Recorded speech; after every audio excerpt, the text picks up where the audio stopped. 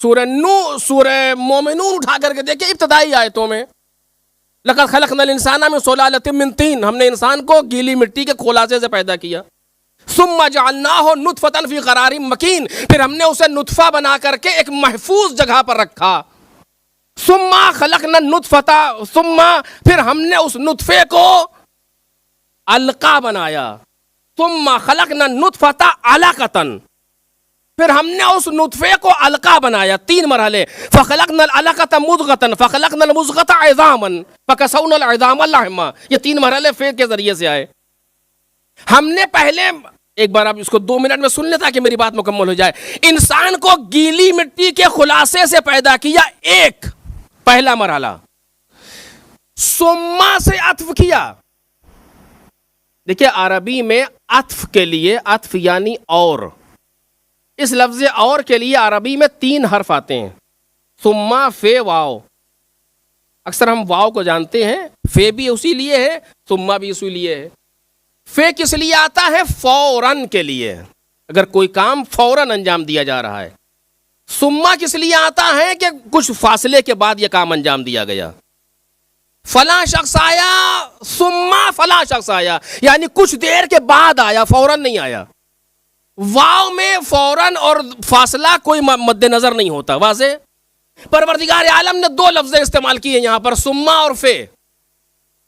लक़द ख़लक़नल इंसाना मिन सुलालतिन मिन तीन, हमने इंसान को गीली मिट्टी के खुलासे से पैदा किया। एक मरहला बयान किया परवरदिगार ने। फिर क्या हुआ? सुम्मा, जब सुम्मा हमने फिर इसको नुतफ़ा बना करके फ़ी क़रारिन मकीन, एक महफूज जगह पर रखा। यानी बयान करना है कि मिट्टी से नुतफ़ा बनने के दरमियान फासला है। काश मेरी बात वाज़े हो जाए। सुम्मा जालना हो नुतफ़तन, खलक नहीं है, जालना यानी करार देना, चीज मौजूद है उसी को करार देना। सुम्मा जालना हो नुतफ़तन फ़ी क़रारिन मकीन, एक महफूज जगह पर नुतफ़ा बना करके रखा। यानी मिट्टी से नुतफ़ा बनने तक में फासला है। कितने महीनों का फासला, कितने साल का फासला, ये अलग अलग है, लेकिन फासला महफूज है। कम अज कम मर्द के लिए 15 साल का फासला तो है ही है। इससे पहले तो नुतफे की कैफियत नहीं है।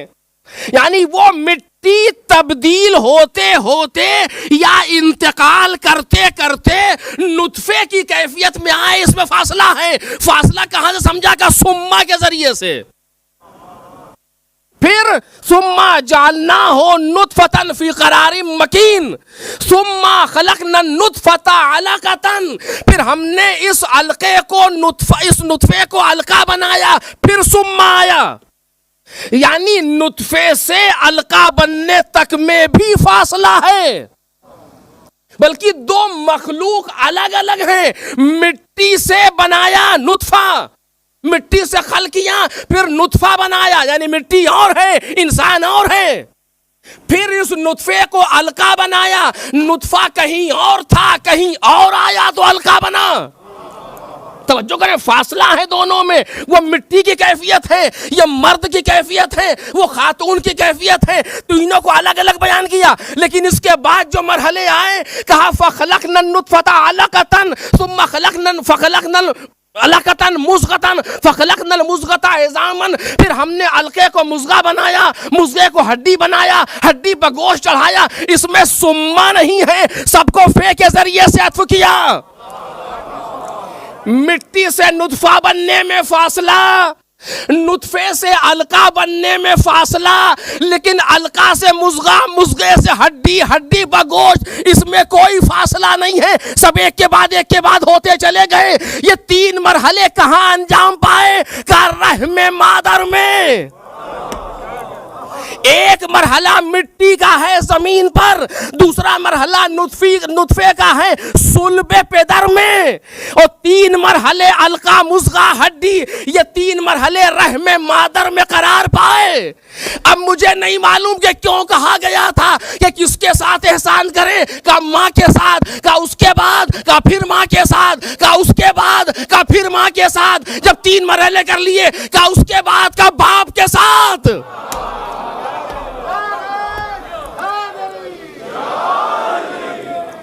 शायद एक इशारा इसी तरफ हो कि तुम्हारी खिलकत में 3 मरहले माँ तय करती है, एक मरहले को बाप तय करता है। एक सलावत पढ़ दे मोहम्मद और आले मोहम्मद।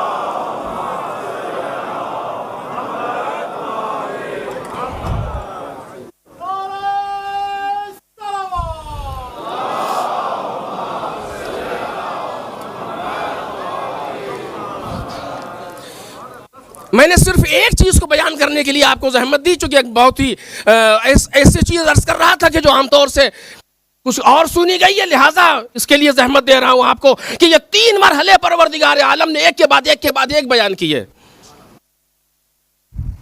बना लिया, अलका यानी जमा हुआ खून, मुज़गा यानी गोश्त का लोथड़ा, हड्डी समझते हैं, हड्डी पर गोश्त वो भी समझते हैं। बन गया पूरा इंसान। आज हमारे अंदर क्या है, या हड्डी है या गोश्त है, यही तो है। जब पूरे इंसान को बना लिया रहमे मादर में, अब जो इसमें वक्त लगा, तकरीबन जैसे कि डॉक्टर्स कहते हैं हुक्मा 4 महीने लगते हैं। जब बना लिया तो आवाज दी सुम्मा, फिर लफ्ज सुम्मा आया, फे नहीं, सुम्मा अंशाना हो खलकन आखर, फिर हमने इसको दूसरी मखलूक के तौर पर ईजाद किया। तवज्जो कीजिए, अंशा यानी औजदा, ईजाद किया। ये दूसरी चीज कौन सी है जो सुम्मा के साथ आई, फासले के साथ? का ये फासला जमानी नहीं है, ये फासला रुतबी है।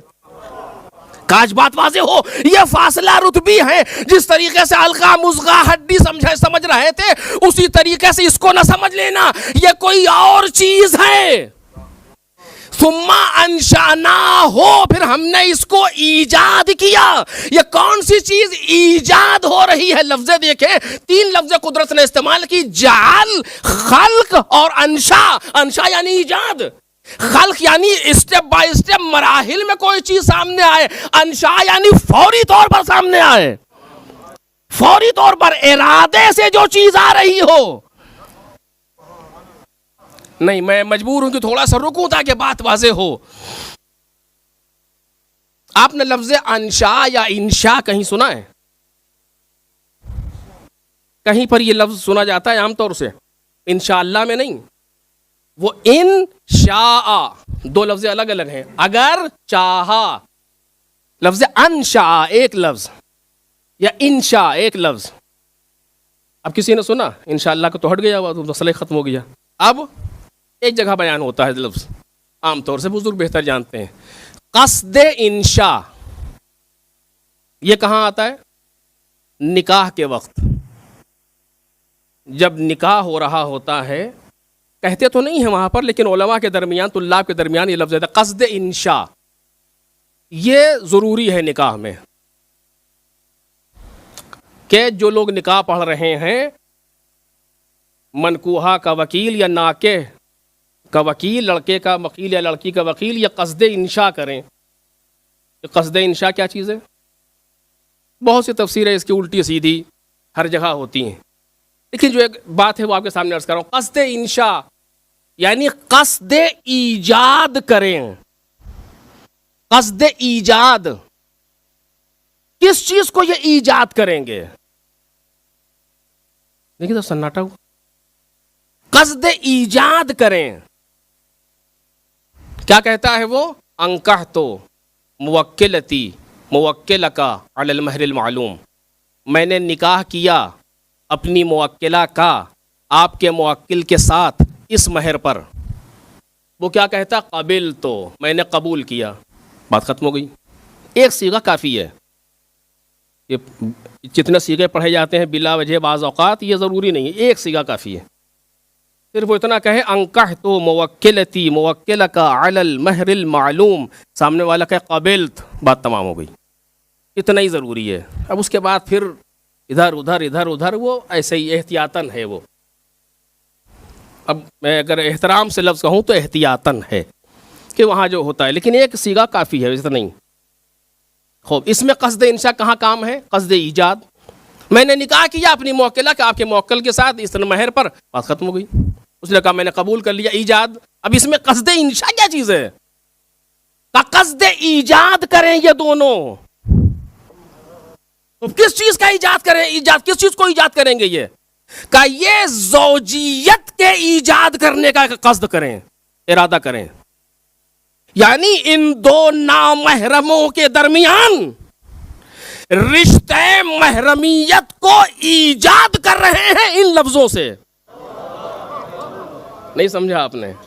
इन दो नामहरमों के दरमियान, जो लड़की लड़का आपस में नामहरम थे, इनके दरमियान रिश्ते महरमियत को ईजाद कर रहे हैं इन लफ्जों के जरिए से।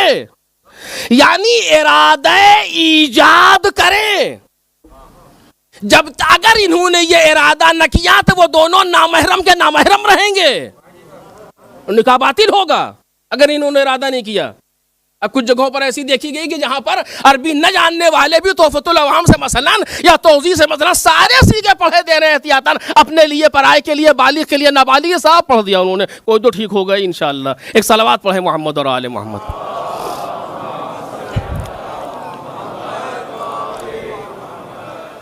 इसीलिए जरूरी होता है कि इंसान अक़्द के लिए किसी ऐसे की तलाश करे जो इन चीजों से वाकिफ हो कम अज कम। कहीं ऐसा ना हो कि पढ़ के चला गया लेकिन ये नामहरम के नामहरम रहे। तवज्जो करें, वो मसाइल कुछ और होंगे फिर। इसीलिए बेहतर इंसान की तलाश होती है कि जो सबसे बेहतर हो वो मेरा निकाह पढ़े, जो सबसे बेहतर हो वो मेरा निकाह पढ़े। अब नहीं मालूम कि पैगंबर की नजर में कौन सबसे बेहतर।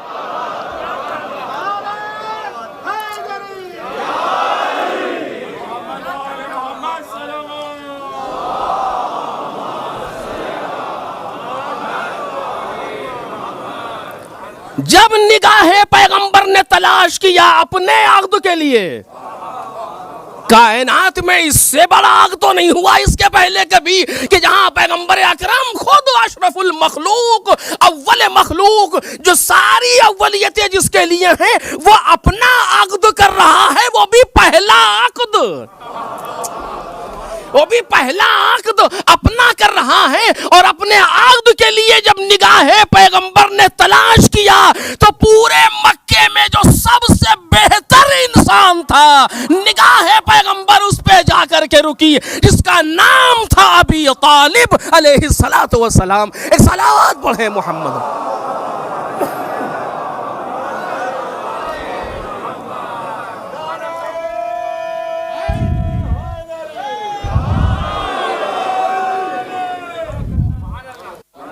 खूब, तो ये आक़द है कि जहां पर क़स्द इंशा आता है, क़स्द इंशा करें दोनों। कुछ लोगों ने कहा कि नहीं, माजी के सीगे को मुजारे में समझ के पढ़ें, तब बेहुदा बातें। क़स्द इंशा यानी क़स्द ईजाद करें। यानी अगर ये ईजाद न करें, इरादा न करें, क़स्द यानी इरादा, इरादा करें कि मैं इन लफ्जों के जरिए से, बेजान लफ्जों के जरिए से दो जानदार के दरमियान रिश्ते ज़ौजियत और रिश्ते महरमियत को ईजाद कर रहा हूं।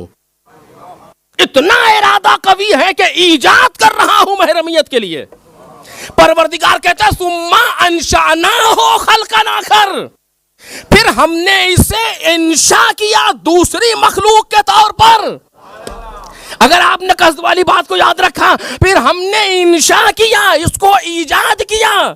उसकी शान क्या है ईजाद की? इन्नमा अमरुहु इज़ा अरादा शैअन अन यक़ूल लहू कुन फयकुन। जब वो किसी चीज का इरादा करता है तो ये कहता है कि हो जा, हो जाती है। उसे कहने की भी जरूरत नहीं है, उसका इरादा वही, मखलूक का वजूद में आना वही। अभी तक रहमे मादर में ये बच्चा बेजान है। ये जानदार कब होगा? जब वो इरादा कर ले। और जानदार कब तक रहेगा? जब तक उसका इरादा बाकी रहे।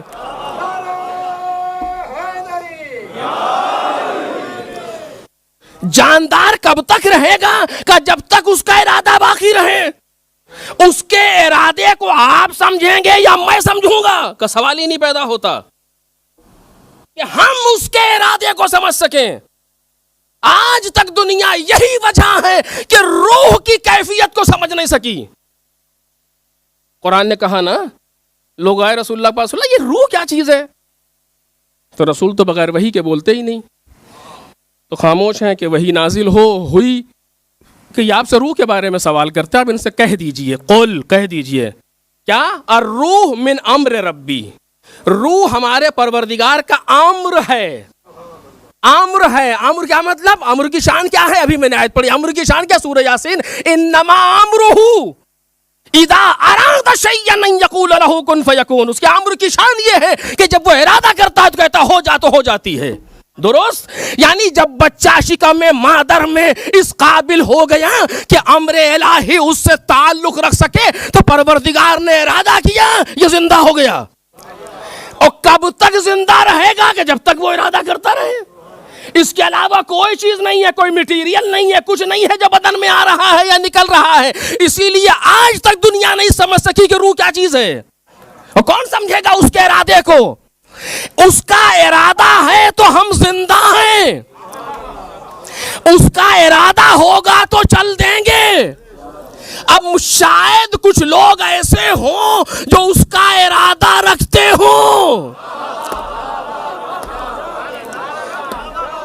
बस जल्दी से बात को तमाम करा। शायद कुछ ऐसे लोग हों जो उसका इरादा रखते हों। जनाब इमाम सादिक अलैहिस्सलातु वस्सलाम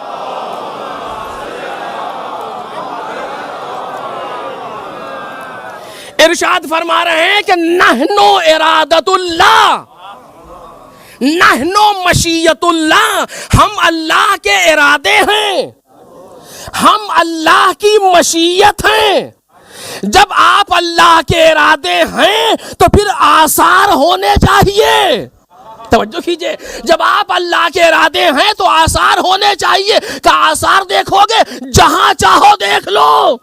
तवज्जो करें, ठोकर मारे तो मुर्दा जिंदा, नमाज पढ़ा दे तो जिंदा मुर्दा, हाथ उठा दे तो बादल चले आए, इशारा कर दे तो कालीन का शेर निकल पड़े। ये क्या है? इन्नमा अम्रुहु इज़ा अरादा शैयन अन यक़ूल लहू कुन फयकून। एक सलावत पढ़े मोहम्मद और आले मोहम्मद।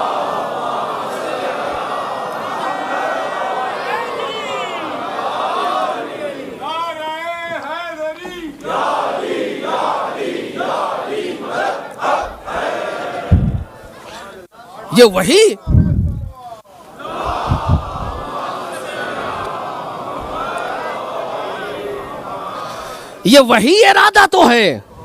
ये वही इरादा तो है कि जब इरादा कर लेते हैं तो शय वजूद में आती है।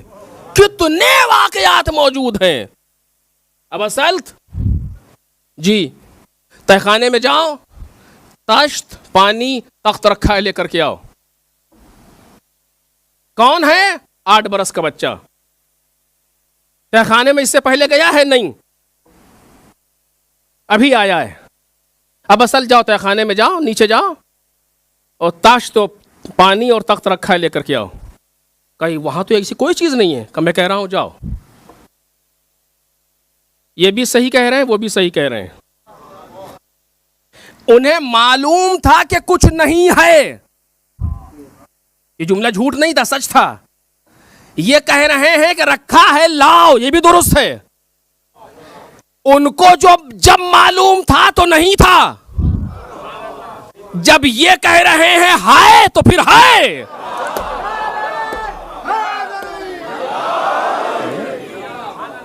इन्नमा अम्रुहु इज़ा अरादा शैयन अन यक़ूल लहू कुन फयकून। उसके अम्र की शान, उसके अम्र की शान है। तो मैं अर्ज कर रहा था कि रूह का ताल्लुक ईमान से है, ईमान का ताल्लुक रूह से है।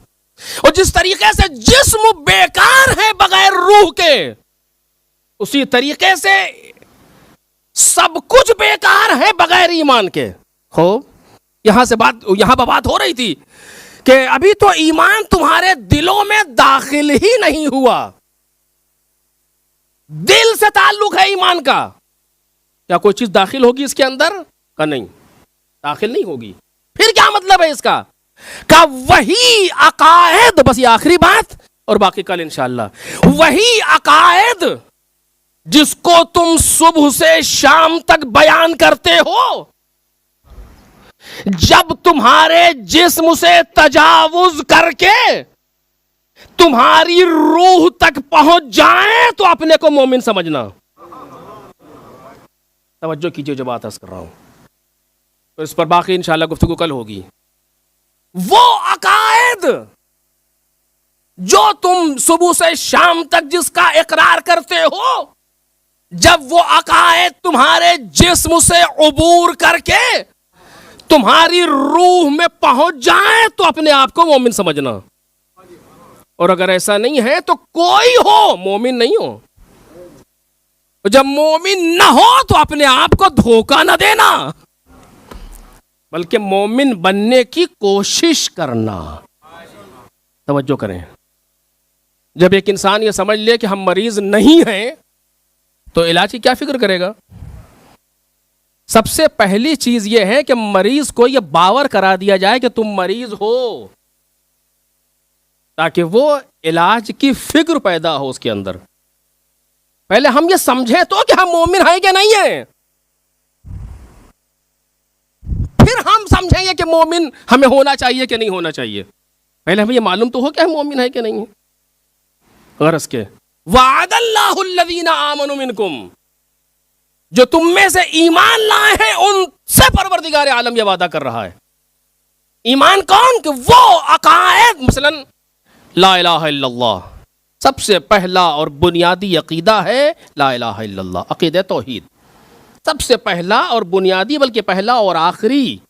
अब इस पर गुफ्तगू नहीं है, वक्त नहीं है कि मैं गुफ्तगू करूं, ना मौजू है कि ला इलाहा इल्लल्लाह बुनियादी अकीदा है, वाहिद, सब इसी के ज़िम्न में आएगा। ला इलाहा इल्लल्लाह बुनियादी अकीदा, पहला अकीदा। ये कहां है? अभी हमारी जबान पर है, ला इलाहा इल्लल्लाह। और जब ये जबान से उबूर करके रूह में उतर जाए, तब हम होंगे ला इलाहा इल्लल्लाह के मोमिन। ला इलाहा इल्लल्लाह के मोमिन। मुहम्मदुर रसूलुल्लाह ये जबान पर है, जब ये जबान से दिल में उतर जाए तो हम होंगे इस अकीदे के मोमिन। अलीयुन वलीयुल्लाह जबान पर है, जब ये जबान से रूह में उतर जाए तो हम होंगे मोमिन। और अगर हम न उतार सके तो मोमिन नहीं, कोई दूसरा उतार ले तो वो मोमिन होगा। तवज्जो जो बात अर्ज कर रहा हूं, अगर कोई दूसरा इन अकायद को अपने अंदर उतार ले तो वो मोमिन होगा, चाहे उसे आप कुछ भी कहिए, लेकिन वो कुरान की नजर में मोमिन होगा। तो कुरान तो गुरोह पे थोड़ी देखेगा, कुरान तो उस कैफियत को देखेगा किसके अंदर ये कैफियत पाई जाती है। वो ला इलाहा इल्लल्लाह जब तक जबान पर है इंसान मुसलमान, जब रूह की गहराई में उतर जाए तो मोमिन। बस इसी पर बात तमाम कर रहा हूं, कल इंशाअल्लाह शुरू होगी। कैसे पता चले कि रूह में उतरा कि नहीं? सख्त है ना, कैसे मालूम हो? रूह यानी वही जिसके जरिए से हम काम कर रहे हैं, हम और आप सब, वहां तक पहुंचा कि नहीं? बिल्कुल आसान है इसका समझना, और सबके लिए आसान है। अभी मैंने आपसे कुछ देर पहले कहा था कि जिस्म खुद मुअस्सिर नहीं है, बल्कि तासीर लेता है, मुअस्सर है। रूह है जो मुअस्सिर है, तासीर देती है। यह हाथ है, यह हाथ रखा हुआ है, कब उठेगा? जब मैं इरादा करूं और रूह इरादा करे इसके उठने का, वरना नहीं उठेगा। अगर इस हाथ को काट के आप वहां रख दे, कभी नहीं उठेगा। हाथ तो वही हाथ है, लेकिन नहीं उठेगा। क्यों? चूंकि रूह से राबता खत्म हो गया। इसको जो चीज उठा रही है वो रूह है। ये तासीर कबूल करेगा रूह की, बस जो चीज तासीर देगी वो रूह है। जब तक ला इलाहा इल्लल्लाह जबान पर है तासीर नहीं रखेगा, और जब ला इलाहा इल्लल्लाह दिल में उतर जाएगा तो तासीर रखेगा। ला इलाहा की तासीर क्या है? कोई माबूद नहीं सिवाय उसके। जब किसी ने कह दिया कि कोई माबूद नहीं सिवाय उसके, तो फिर किसी दुश्मन खुदा के सामने झुकता हुआ नजर नहीं आएगा। जो भी दुश्मन खुदा है, दुश्मनाने खुदा है, किसी के सामने न झुकता नजर आएगा, न मदद मांगता नजर आएगा, न कोई पैक्ट करता नजर आएगा दुश्मनाने खुदा से। क्यों? इसलिए कि ला इलाहा इल्लल्लाह कह रहा है। और अगर ये सारे काम दिखाई देते रहे तो उसका मतलब यह है कि ये मुस्लिम तो हो सकता है, मोमिन नहीं हो सकता। एक सलावत पढ़ दे मोहम्मद और आले मोहम्मद।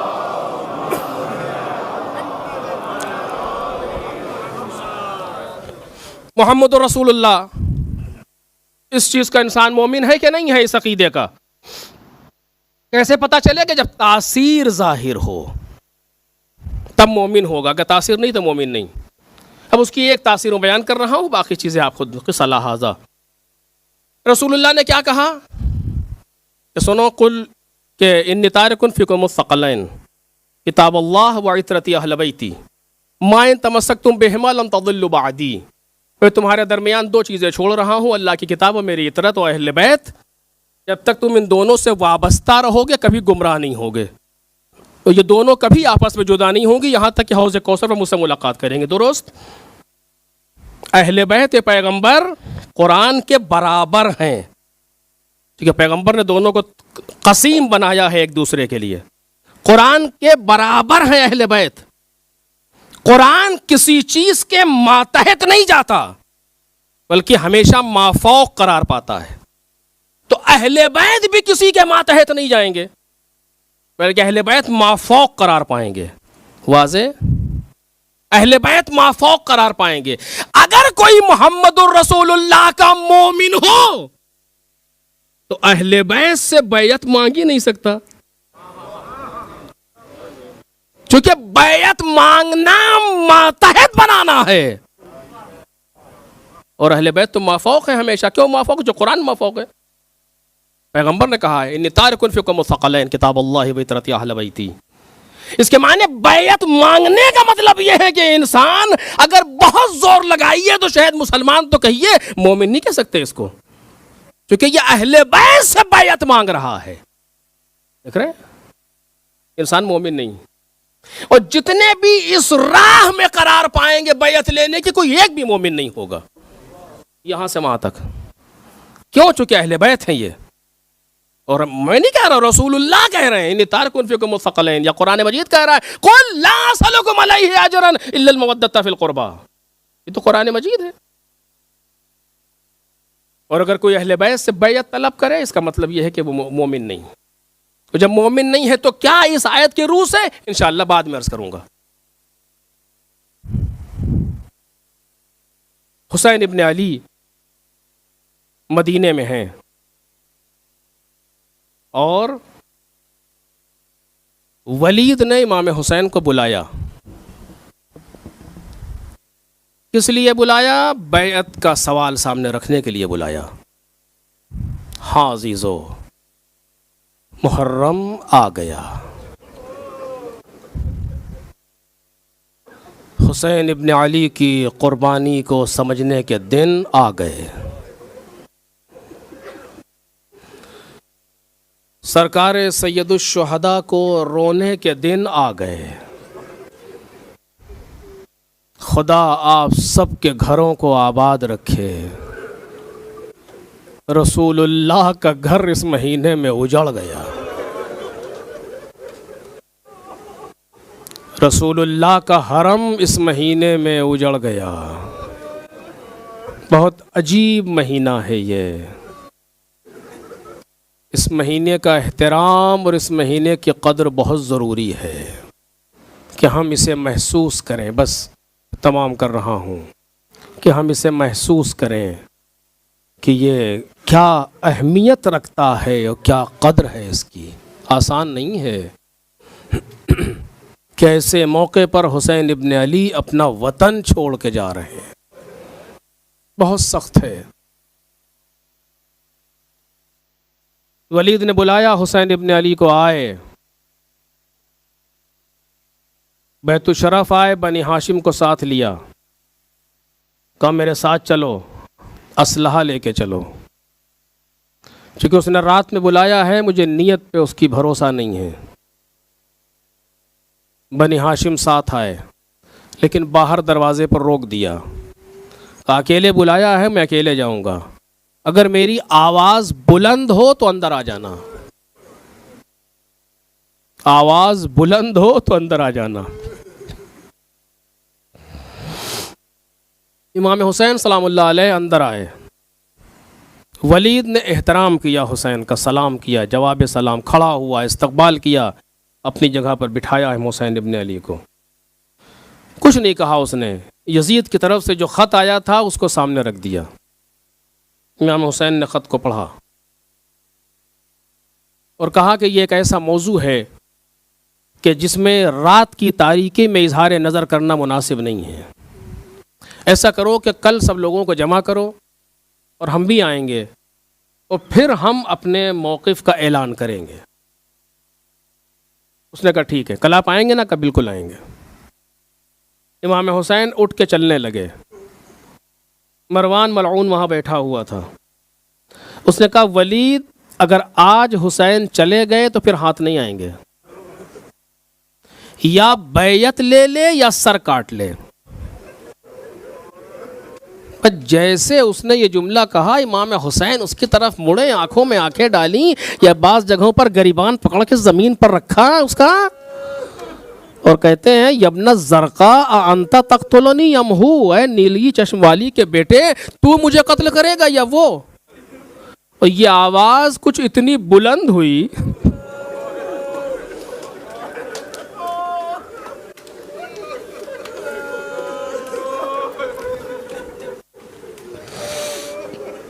यह आवाज़ कुछ इतनी बुलंद हुई कि बनी हाशिम के कानों तक टकराई। बनी हाशिम ने दरवाजे को धक्का दे करके अपने आप को दारुल इमारा में वारिद किया। अब ये तारीख ने लिखा तो नहीं है कि सबसे आगे आगे कौन था, लेकिन हाँ, ये हर इंसान महसूस कर सकता है कि ऐसे मौके पर सबसे आगे आगे कौन होगा। उम्मुल बनीन की कमाई अबुल फज़ल अब्बास, सबसे आगे आगे अब्बास दरबार में वारिद हुए। मरवान के चेहरे पर नजर है, तलवार के कब्जे पर हाथ है, मौला को देख रहे हैं कि मेरा मौला क्या चाहता है। इमाम हुसैन ने इशारा किया, नहीं, अब्बास अपने कुव्वते बाजू के जोर पर अब्बास नहीं है, बल्कि इरादा हुसैनी पर चलने से अब्बास है। नहीं, रुक गए। इस जुमले को याद रखिएगा, अभी कुछ देर के बाद अर्ज करूंगा। रुक गए। इमाम हुसैन को अपने झोरमुट में लेकर के बाहर आए। हुसैन इब्न अली ने सफर का इरादा कर लिया। जनाब ज़ैनब ने सुना कि भाई जा रहा, भैया सुना क्या वतन छोड़ने? कहाँ ज़ैनब, वो वक्त आ गया। कहा भाई भैया हम भी चलेंगे। कहाँ चलो, लेकिन तुम्हारे शौहर अब्दुल्ला हैं। भाई की मर्जी को समझ लिया, आई। तफसील नहीं अर्ज करूंगा, वक्त तमाम हो गया। आई, इजाज़त ली जनाब अब्दुल्ला से। जनाब अब्दुल्ला मरीज है, बहुत शदीद, बिस्तर पे हैं। कभी भी जाइए, शौक से जाइए। वो तो आपके अक़्द में बाबा ने शर्त की थी कि जब हुसैन सफ़र करें और ज़ैनब जाना चाहे तो तुम रोकोगे नहीं। जाइए, ये मेरे दोनों बच्चों को लेती जाइए। अगर कोई जंग हो जाए तो औलाद हुसैन से पहले, ये मक्तल के जुमले हैं, औलाद हुसैन से पहले मेरे बेटों को मैदान में भेजिएगा। जनाब अब्दुल्ला ने ये कह करके बेटों को दे दिया। जनाब ज़ैनब आ गई, भैया इजाजत मिल गई। काफिला चलने के लिए आमादा हुआ। न पूछिए कैसे आमादा हुआ। काफिला चलने के लिए तैयार हुआ। अजीब मंजर है। रावी कहता है मैंने सोचा चल के देखूं, शाम से एक शख्स आया था कि चल के मैं देखूं कि कैसे सफर करते हैं हुसैन। कहा जब मैं पहुंचा तो मैंने क्या देखा, रात की तारीकी थी, हुसैन इब्ने अली कुर्सी पर बैठे हुए थे, बनी हाशिम हल्का बदोश खड़े थे। ऐसे में इमाम हुसैन ने कहा बनी हाशिम अपने अपने महरमों को सवार करो। एक एक शख्स बढ़ करके एक एक बीबी को सवार करने लगा। पर्दा हटता था, एक बीबी चादर में मलबूस निकलती थी, कोई बनी हाशिम घुटने तोड़ के बैठता था कोई, और बीबी सवार हो जाती थी। कहा अचानक मैंने देखा कि एक बीबी खैमे चादर हटी, पर्दा हटा, घर से बीबी बाहर निकली, सारे बनी हाशिम आ गए।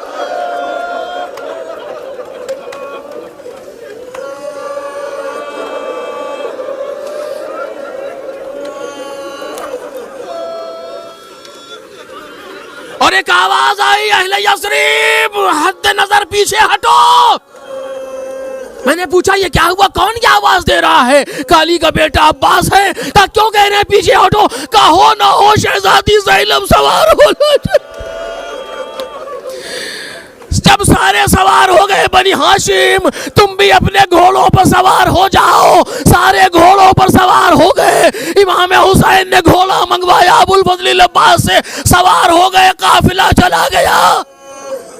बस दो जुमले सुन लो, मजलिस तमाम हो गई अजीजों। काफिला चला गया, हुसैन करबला पहुंच गए। दिन गुजरते रहे, वो वक्त भी आया जिसको ज़ोहरे आशूर के बाद असरे आशूर से नजदीक कहते हैं। इमाम हुसैन खैमे से निकले।